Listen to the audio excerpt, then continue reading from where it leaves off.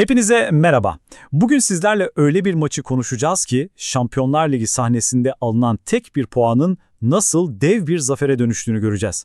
Gelin Galatasaray'ın o unutulmaz Atletico Madrid gecesine birlikte gidelim. Evet, soru bu kadar basit aslında. 1-1 biten bir maç nasıl efsaneleşir? Rams Park'taki o gecenin bütün büyüsü işte tam da bu sorunun cevabında saklı. Hadi o anları yeniden yaşayarak bu sorunun cevabını hep birlikte bulalım. Her şey ama her şey o inanılmaz atmosferle başlıyor. Maçın hikayesine dalmadan önce bir duralım ve o gece Rams Park'ı titreten o müthiş enerjiyi hissetmeye çalışalım. Çünkü her şeyin fitilini ateşleyen şey buydu. Düşünün, her koltukta bir bayrak, tribünleri kaplayan dev bir koreografi. Yani bu sadece hadi takım demek değildi, hayır. Bu resmen rakibe nereye geldiğini anladın mı mesajıydı. Sahaya çıkan Atletico Madridli oyuncular bile bu sarsıcı gücü iliklerinde hissetmiştir eminim. Tribünler böyle alev alev yanarken herkes müthiş bir başlangıç bekliyordu değil mi? Ama işte futbol böyle bir oyun. Bazen en iyi planlarınız bile saniyeler içinde alt üst olabilir. Ve Galatasaray için de tam olarak bu oldu.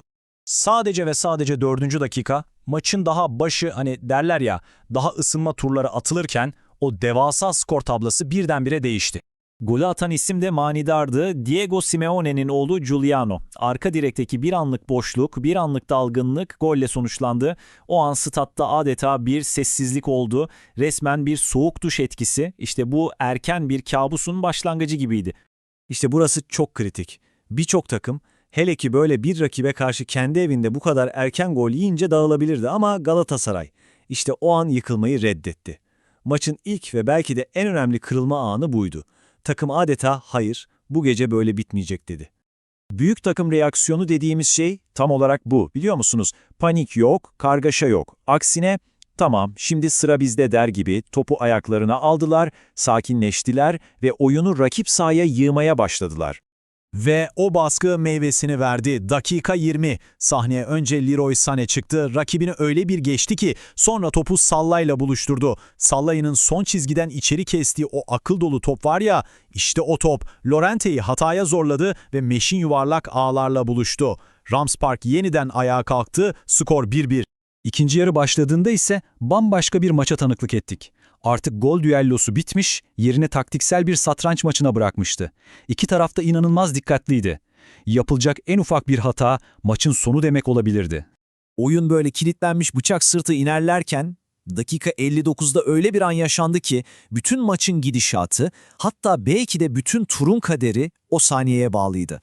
Haykun'un o şutunda top kaleye gitse muhtemelen maç 2-1 olacaktı ve hikaye bambaşka bir yere evrilecekti. Ama Abdülkerim Bardakçı vücudunu siper etti ve öyle kritik bir blok yaptı ki bu sadece bir şutu engellemek değil, takımı adeta ipten almaktı. Ve geldik maçın son anlarına, nefeslerin tutulduğu, kalplerin ağza geldiği o dakikalara. Atletico Madrid artık bütün riskleri almış, tüm hatlarıyla yükleniyordu. Adeta bir fırtına kopmuştu. Fırtına kopmuştu kopmasına ama kalede bir kahraman vardı. Maçın kaderi sadece 2 dakika içinde tamamen onun ellerine bakıyordu.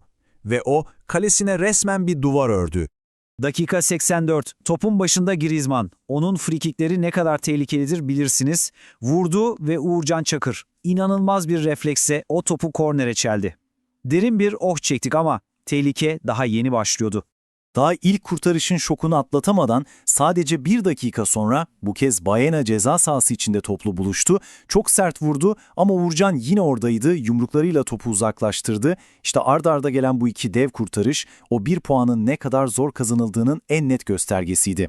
Artık herkes tamam maç bitti 1 puanı aldık diyordu. O inanılmaz baskıdan sağ çıkılmıştı ama futbolun bir sürprizi daha vardı. Maçın son saniyesinde 90+4'te Galatasaray için unutulmaz bir zafer şansı doğdu. Victor Osimhen'in o muhteşem pasıyla Gabriel Sara bir anda kendini kaleci Oblak'la karşı karşıya buldu. Düşünebiliyor musunuz o anı? Bütün stat, milyonlarca insan nefesini tuttu. Eğer o top ağlara gitseydi bu sadece bir galibiyet olmayacaktı, bu bir destan olacaktı. Ama karşıda da dev bir kaleci Jan Oblak vardı ve o da inanılmaz bir kurtarışla bu destana dur dedi. Ve hakem son düdüğü çaldı. Skor tabelasında 1-1 yazıyordu ama o gece sahadaki herkes, tribündeki herkes biliyordu ki bu rakamların çok ötesinde bir şeydi. İşte bu yüzden o son düdükle beraber bütün stat bir zafer kazanılmış gibi kutlama yapıyordu. Çünkü o bir puan basit bir puan değildi. O puan Galatasaray'ın Avrupa macerasının rotasını tamamen değiştirecek bir anahtardı. İşin matematiğine baktığımızda ise durum daha da çarpıcı. Bakın yapılan hesaplamalara göre bu beraberlikle birlikte Galatasaray'ın bir üst tura çıkma olasılığı tam %99,79'a fırlamış. Yani neredeyse garantilemiş. O bir puan aslında bir sonraki turun biletiymiş. Kısacası o geceye dair aklımızda ne kaldı? Uğurcan'ın kahramanlığı, Sané'nin hücumdaki dehası ve en önemlisi 1-0 geriye düştükten sonra bile asla pes etmeyen o takım ruhu. İşte bu değerli puanın mimarları bunlardı. Peki en başta sorduğumuz soruya dönelim. Bir beraberlik, bir galibiyetten daha değerli olabilir mi? Galatasaray o gece tüm Avrupa'ya bunun cevabının kocaman bir evet olduğunu gösterdi. Bazen kazanmak için gol atmak gerekmez, bazen en büyük zafer, en zorlu fırtınalarda bile ayakta kalabilmektir. Ve o bir puan işte tam da bu zaferin simgesiydi.